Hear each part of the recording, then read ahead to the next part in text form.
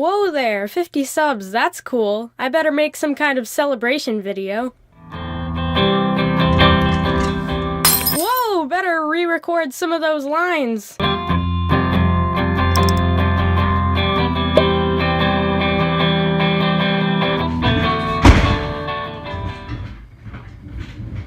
Okay, let's record those lines one more time.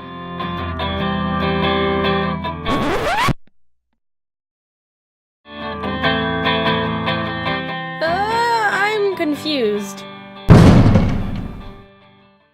Okay, here we are, over 100 subs. Sorry I didn't have a video out last week. It was supposed to be a 50 sub special, but then a bunch more of you lovely people subscribed. And I'm guessing that's mostly because of this video. Over 5,000 views on that. That's crazy. Thanks so much, guys. But I still really wanted to make a video for a subscriber special, cause 100 plus subs certainly calls for a celebration.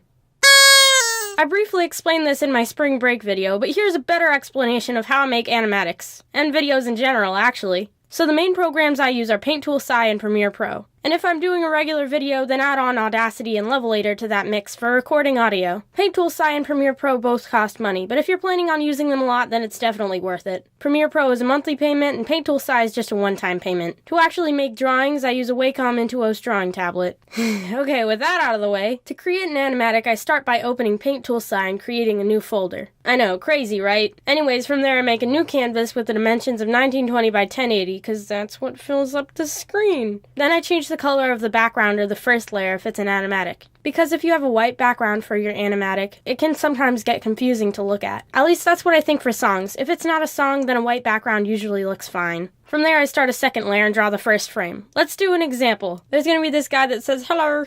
There you go.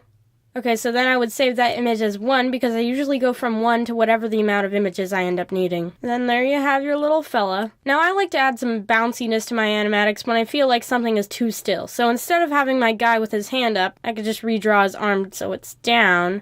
To do that, you just erase his arm and draw it down. Then I save that as 2. After I have both saved, I can select this layer and stretch this guy out just a little bit so that he's slightly taller. Then I name that 3. You could also just reorder these if it's easier, but this situation is like if you really liked your first frame and you don't want to redraw it. Then I open Premiere Pro and start a new project. I usually name it whatever the video will end up being called or after the file that has all the frames I'm going to use. Once that's done, I put in one of the images to make sure that the whole video is 1920 by 1080 and not cutting anything off. Then you would put in any song or audio you're using for the animatic, and finally you edit.